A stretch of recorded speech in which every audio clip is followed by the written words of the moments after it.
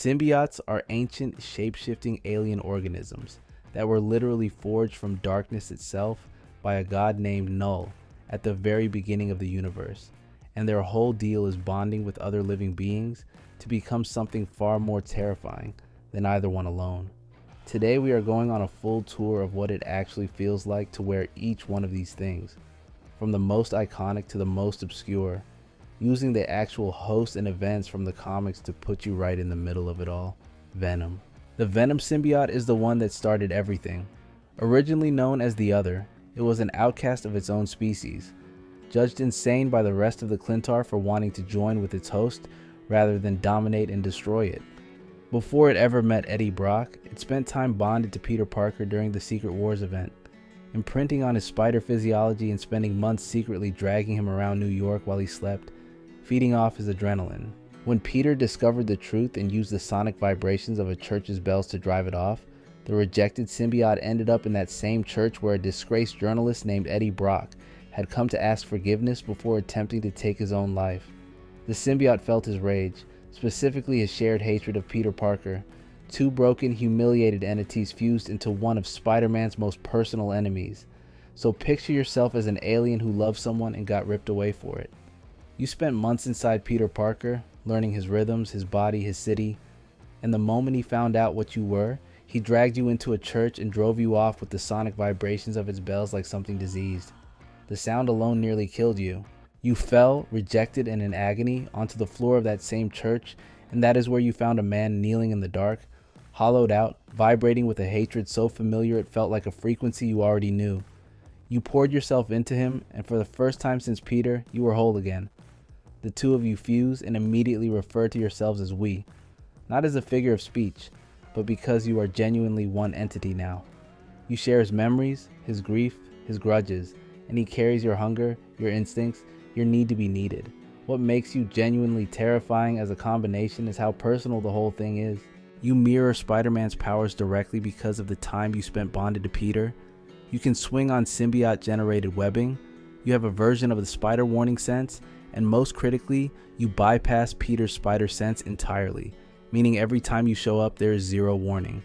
You can also shapeshift at will, form weapons and tendrils from your biomass, grant your host a healing factor, and when bonded to Eddie specifically, you elevate your already impressive physique to lift over 70 tons. You also retain the genetic memory of every previous host you have ever bonded with, which is a genuinely unsettling amount of accumulated knowledge. Your weaknesses are fire and loud sounds, both of which Peter exploits every chance he gets, so you're also spending a decent chunk of your career getting defeated by church bells and flamethrowers. Your legacy does not stay contained either.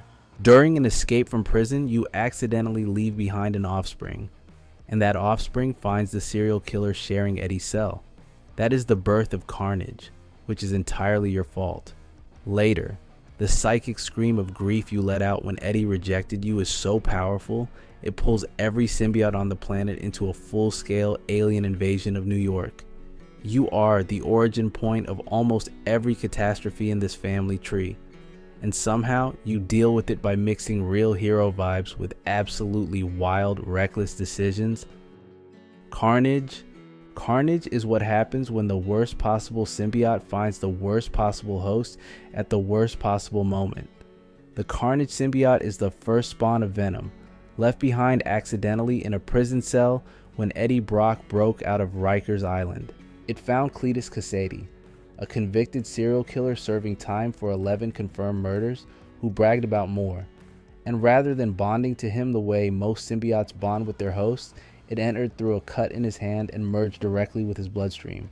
This is the critical detail. Venom wears its symbiote like a suit. Carnage and Kasady became biologically inseparable, so deeply fused that there is no duality and no inner alien voice with its own agenda.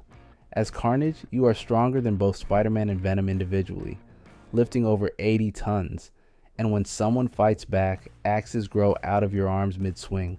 You regenerate from being torn in half. You come back from decapitation even if all that's left of you is a handful of surviving cells. You push a tendril into someone's mind and forcibly download your insanity directly into their brain, Kasady's memories, his worldview, his darkness, until they start thinking exactly like you. You once tried to upload yourself into Tony Stark's Iron Man armor, and briefly seize control of an entire line of military suits. You leave murder scenes with your name written on the walls in your own blood because you genuinely think that is a funny thing to do. You assemble a team of villains and you paint New York so red that Spider-Man and Venom, who despise each other, are forced to set aside their own conflict and fight side by side just to stop you.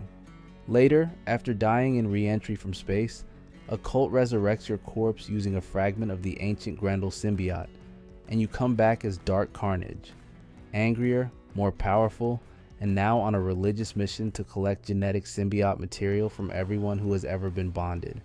At this point in the series, you've been bêté and eaten by Venom more times than anyone can keep track of, but of course, you just come back anyway, since you're basically impossible to put down as long as even a tiny piece of you is still around. Scream. Scream is one of 5 symbiotes that the Life Foundation, a doomsday prepper organization run by a man named Carlton Drake, who took the Cold War very personally, forcibly extracted from a captured Venom. Drake believed the end of the Cold War would trigger a nuclear holocaust and needed superhuman guards to protect the wealthy clients who would survive in his underground shelter. So, he ripped 5 symbiote offspring out of Venom before they were ready and fused them with mercenaries. Scream, the most powerful and unstable of the 5, went to a woman named Donna Diego, and the psychological screening that was supposed to flag unfit candidates completely missed her schizophrenia entirely. A newborn alien that came into the world already full of violence got merged with a person already fighting a war in her own mind. Picture yourself as a symbiote who never got to be young. You were not born so much as extracted, torn out of your parents before you were fully formed, rushed into existence by people who saw you as a security system and nothing more. You came into the world already screaming, already weaponized, already handed to a host whose mind was a battlefield before you ever arrived in it. You did not choose Donna. Drake chose her for you. And from the very first moment of bonding, you could not tell where her fractures ended and your hunger began. But you are powerful.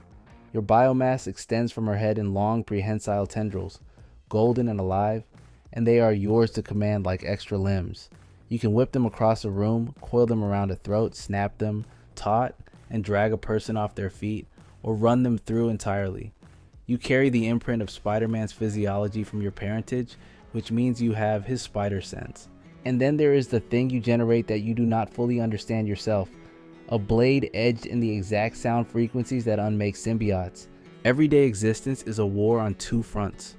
Donna's mind pulling in directions you cannot always follow, and your own instincts pulling back just as hard.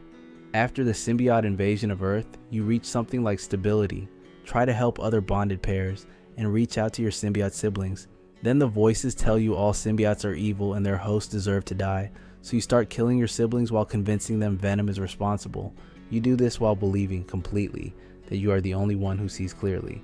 Lasher. Lasher is one of the Life Foundation 4, along with Phage, Agony, and Riot.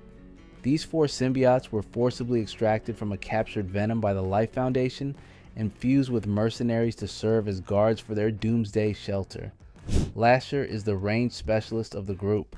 While its siblings went with acid, blades, and brute force, Lasher went with whips, forming long prehensile tendril limbs from its mass to lash opponents from distances none of its siblings could match. Its original host was Ramon Hernandez, a Life Foundation mercenary whose run ended when Scream killed the original host during her psychotic break. The symbiote survived, got seized by the government, and spent years being experimented on in a facility deep in the Adirondack Mountains alongside its 3 issue, surviving siblings until the 4 of them merged into hybrid out of shared fear and loneliness. As Lasher, you extend a tendril from your arm and it keeps going, stretching across the room, wrapping around a target and snapping them into a wall before they have even processed that you moved. You are a ranged combatant surrounded by close quarters killers, and that gives you an angle nobody else in the group has. After government experimentation, things get stranger. You gain the ability to bond simultaneously with a pilot host and a non-sentient animal, letting you direct a dog as a remote attack asset through a mimetic mouthpiece. You also develop emotion control, actively stabilizing your psychological state rather than feeding the chaos, which for a Life Foundation symbiote is genuinely unusual. When Hybrid was eventually forced apart, you ended up assigned to a German Shepherd as a military asset. Then that German Shepherd finds a little girl named Sadie, crying in the street because her family is falling apart, and something in you responds to that? You separate from the dog and bond to Sadie herself in response to her wish that her family stay together. The story eventually ends with you bonded to an elderly man with severe dementia, finally quiet. A symbiote that started as a weapon and ended as a companion. Phage. Phage is the blades guy. Where Lasher went long range and Riot went blunt, Phage developed serrated blades that extend directly from its orange-yellow biomass. Long, jagged, and built for slashing at devastating speed. Its original host was a Life Foundation mercenary named Karl Mach. As Phage, the first thing you notice is that your body has edges now. You raise your arm and serrated blades extend from your forearm like they were always supposed to be there. You slash through obstacles that stop any normal person cold. At a distance, your senses sharpen beyond anything human. You are picking out targets at ranges that should be invisible, tracking movement with a clarity that turns a rifle into something almost unfair. Where your siblings get into the middle of a fight, you end the fight. T before it starts, from somewhere nobody thought to look. Just like your 3 siblings, your run ends with Scream. You get pulled into Hybrid, and after the forced separation is distributed to a Mercury team soldier. Your strangest chapter comes during the Extreme Carnage event when you partially bond with Deadpool alongside 2 siblings, and find a host whose internal chaos is so total you cannot get a word in edgewise. Deadpool absorbs the extra symbiote voices into the existing noise of his own head without noticing. You become a symbiote that runs on structure, bonded with the one person in the Marvel universe for whom structure is completely foreign. Agony. Agony is the most quietly tragic of the 4, and that comes down almost entirely to its host.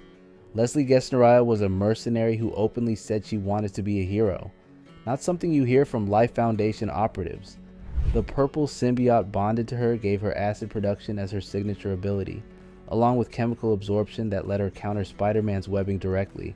As Agony, your power is genuinely startling. You open your mouth and acid comes out. Not a spray, but a targeted biological weapon that eats through steel and body armor. When Spider-Man tries to web you down, you absorb the fluid straight into your body before it sets. Government modifications push your strength further until you can operate heavy military artillery designed for aircraft, using it like it weighs nothing. The problem was never the power. It was control. Leslie struggled to manage you, and that kept producing violence she did not want. She was the one who helped break Eddie out of a facility, hoping he could teach them all how to live with these things. She showed real remorse. She wanted out. When you try to seize control again in the chaos of that confrontation, Scream arrives and kills her before she can say a word. She was the most sympathetic host in the group, the one who wanted most to do good, and she was the first one killed. Riot. Riot is the bruiser, and it wears that openly. Its signature ability is forming hammers and maces out of its body. Not blades, not acid, not tendrils, just pure bludgeoning force. Its original host was a mercenary named Trevor Cole, whose aggressive nature so thoroughly absorbed that Riot became a physical extension of him. Picture yourself as a symbiote who was handed a blueprint the moment you bonded. Trevor's aggression did not conflict with your instincts, it confirmed them. You did not have to learn violence or be pushed toward it.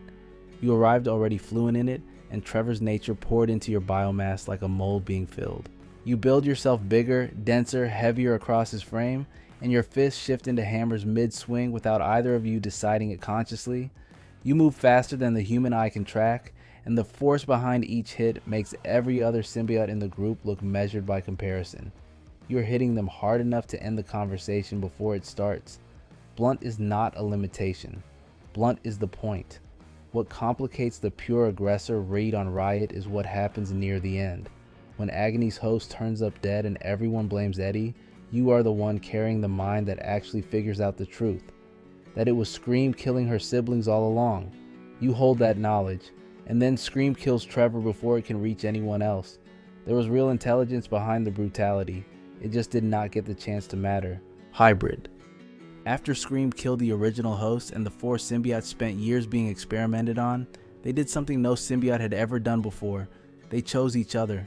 Weakened, isolated, and in pain, Riot, Phage, Lasher, and Agony merged out of sheer survival instinct when the Venom symbiote's psychic scream hit them during the New York invasion. 4 broken organisms becoming one. As hybrid, you are Scott Washington, a former corrections officer paralyzed in a gang drive-by that killed your brother.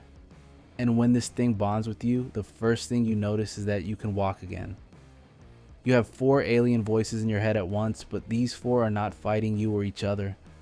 They are calibrating. When your grief spikes into rage, they actively dampen it.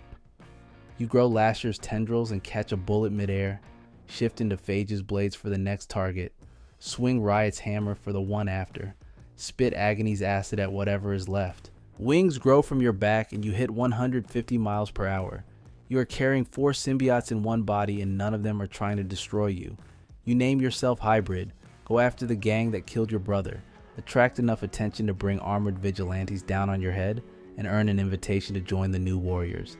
Eddie eventually eliminates you, the symbiotes are separated and handed to government soldiers, and after one last attempt involving the Maker, Hybrid is seemingly destroyed by napalm and a flaming arrow from Hawkeye. Toxin is the first offspring of Carnage and the 1,000th symbiote in the Venom family line, a number that spooked both Carnage and Venom enough to form a temporary alliance specifically to kill it before it could grow. Venom named it Toxin because it smelled like poison to other symbiotes. It ended up bonded to NYPD officer Patrick Mulligan after Carnage. Weakened from birth, dropped it onto him to hide it from Venom. Picture yourself as a symbiote born into a kill order. Your own parent named you Poison and your grandparent agreed. You arrived already hunted, dropped onto a cop not as a gift but as a hiding place. The scale of what you carry is staggering from the first moment. Stronger than Venom and Carnage combined, your webbing manifests as thick steel chains. You can track anyone across the entire city, you regenerate, and your resistance to fire and sonic attacks surpasses both predecessors, with power still growing and the ceiling genuinely unknown. The complicated part is Patrick. You talk to him directly, voice opinions, ask impossible questions, act like a volatile child he is responsible for. When the burden gets bad enough that he steps in front of a train, you save him at the last second, partly because you were not sure you could find another host. Patrick is eventually killed by Blackheart. You pass through Eddie's hands and finally land with a teenager named Bren Waters, where you get to be what Patrick always tried to make you, just a hero. Anti-Venom. Anti-Venom was not born or cloned, it was an accident. After Eddie separated from Venom, residual symbiote traces stayed in his bloodstream. When Mr. Negative used his Light Force powers to cure Eddie's cancer, those traces fused with his white blood cells. Then the Venom symbiote, bonded to Matt Gargan at the time, tried to forcibly rebond with Eddie, and that attempt triggered the reaction. Those fused traces exploded into something entirely new, a white and gold symbiote built not to fight but to heal. Picture yourself as a symbiote with no voice of your own. You did not arrive with opinions or hunger or a separate agenda. You emerged from Eddie's own cells, which means everything you are is just him, distilled and amplified. His Catholic guilt runs through your biology like a current. You do not push him toward a crusade. You are the crusade. You press against someone in heroin withdrawal and antibodies surge outward, hunting toxins and purging them in seconds. You reach toward Peter Parker, sensing symbiote remnants, and nearly strip him of his powers entirely because you cannot distinguish alien residue from the radiation that makes him Spider-Man. His abilities fade just from proximity, which is a wildly inconvenient side effect for a symbiote trying to help. You're also harmful to Venom on contact, making you the single most dangerous thing it can run into. During Spider Island, when a virus mutates all of New York into spider monsters, you pour yourself into healing people one by one until you are nearly empty. Reed Richards proposes using you as a citywide cure. Eddie says yes on your behalf, and you let him. A version of you is later rebuilt around Flash Thompson, who uses you heroically until Norman Osborn, as the Red Goblin, mortally wounds him in battle after draining you too weak to offer real protection. Mania. Mania's origin starts with a hidden conspiracy inside Venom. The Ararat Corporation cloned a piece of the Venom symbiote's tongue and reintroduced it into Venom's mass without Flash Thompson knowing. When Flash sent what he thought was a protective piece of Venom to shield his neighbor Andy Benton from Jack O'Lantern's poison gas, the clone came out instead and bonded to Andy instantly. To make it worse, the Venom symbiote had transferred a demonic curse called the Hell Mark onto the clone to protect itself and Flash. Andy woke up bonded to a symbiote she never asked for, carrying a demon brand she did not know existed. As Mania, you're a symbiote who began as a forgery. You were never meant to exist independently, cut from Venom's tongue by a corporation, reinserted without consent, and deployed by accident onto a teenage girl who was just trying to survive a gas attack. You carry the Hellmark not because you earned it, but because Venom offloaded it onto you for safekeeping. And yet the power is real. Hellfire channels through your hands and throws. Dark magic moves you across space instantly. A legion of demonic creatures answers exclusively to you. When Lee Price later strips you away using sonics and fire, he discovers you can spit biomass onto people and seize direct mental control, turning Spider-Man, criminals, and civilians into soldiers, building a criminal empire through you until Anti-Venom antibodies collapse the whole operation. Mephisto declines to remove the Hellmark and simply explains its history instead, which helps nobody. You get stolen, reclaimed, and corrupted by degrees, and the instability never fully leaves. Sleeper. Sleeper is the one that got something no other symbiote in this family tree ever received: a childhood.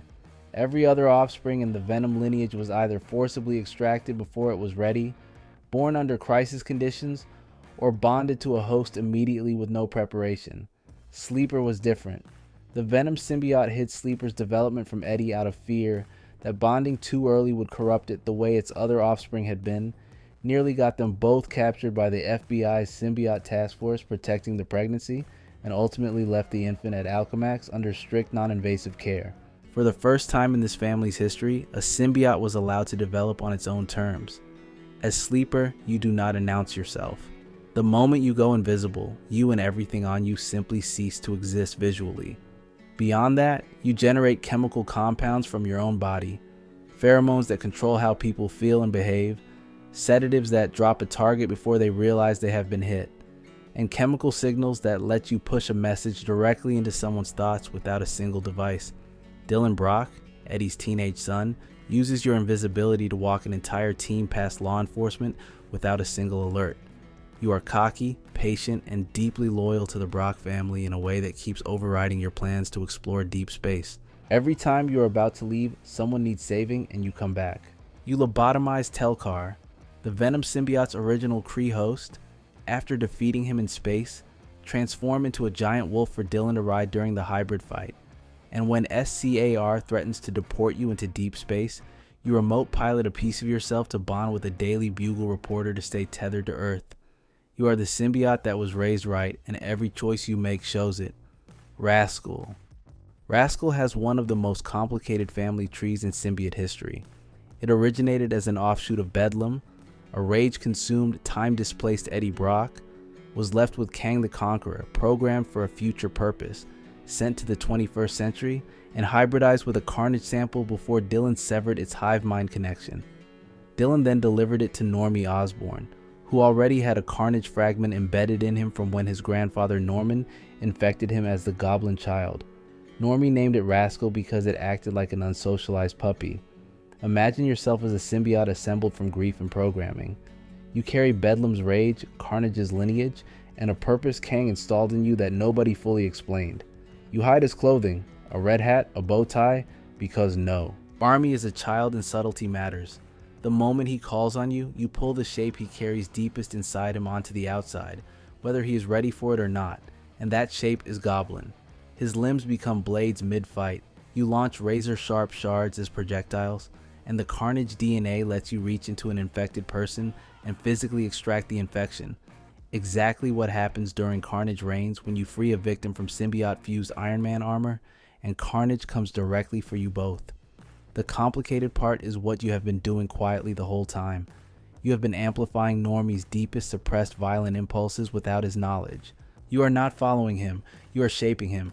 He only gets co-control back after confronting and releasing those impulses rather than fleeing them. You are made of Bedlam and Carnage facing Cletus Kasady, disguised as a bow tie. Exactly the right energy for a symbiote trying to be something better. Symbiote dragons. Before Venom, before Carnage, before the Life Foundation, Knull was building weapons out of living darkness that needed no host at all.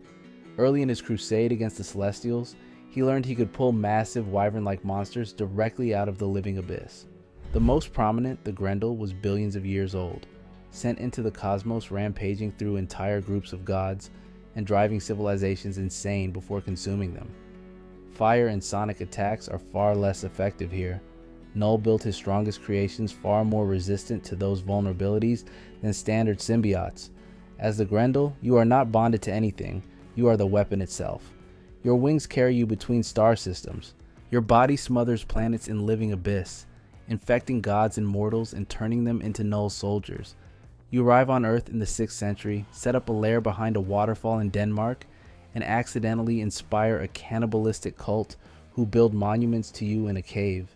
Then Thor shows up with Mjolnir. The lightning does not kill you, but the backlash severs Knull's connection to the entire symbiote hive mind. One of the most consequential moments in symbiote history, caused by a Viking and a hammer. You get frozen for over 1,000 years. SHIELD bonds your samples to Vietnam War soldiers, who go berserk because your Knull connection never fully left. Eddie accidentally unleashes you on Manhattan, and a cult uses a fragment of you to resurrect Cassady as Dark Carnage.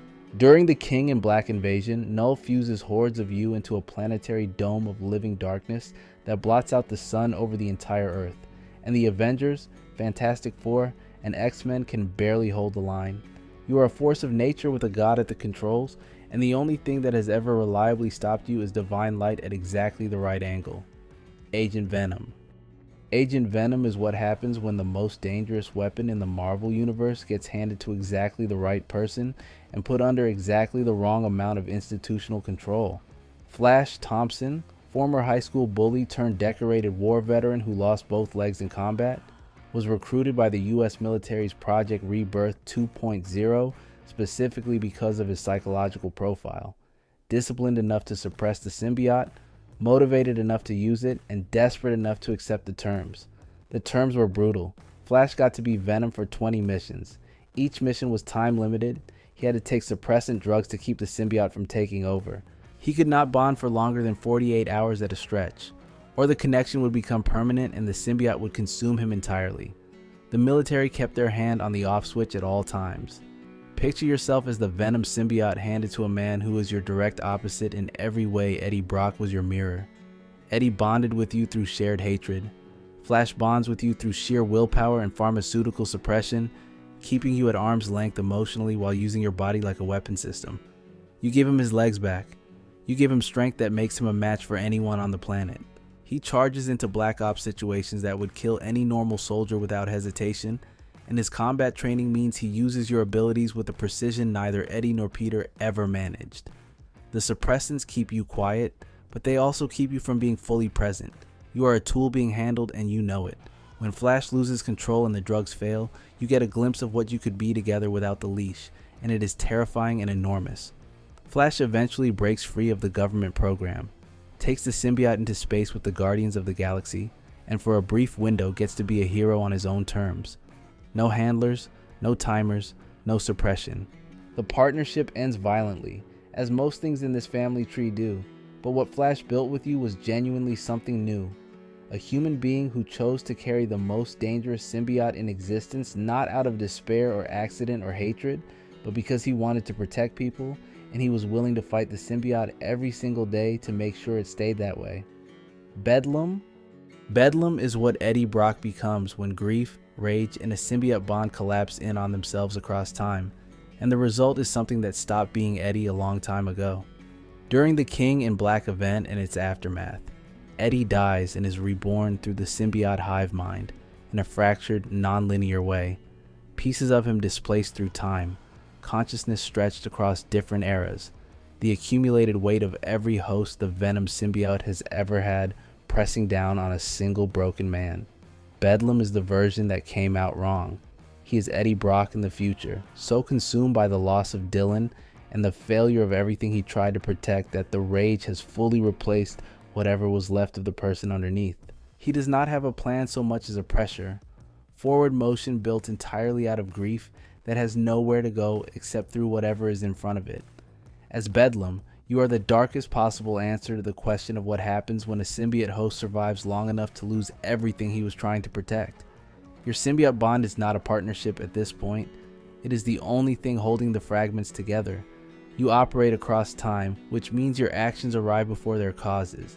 Your enemies encounter the consequences of your rage before they understand what they did to produce it. and the people trying to stop you are always slightly behind the version of you they think they are dealing with. You are dangerous in the specific way that someone with nothing left to lose is dangerous, completely and without exit. Rascal is made partly from your lineage, which means somewhere in that symbiote's DNA is the end of everything you were, repurposed into something that might still become better than you managed to be.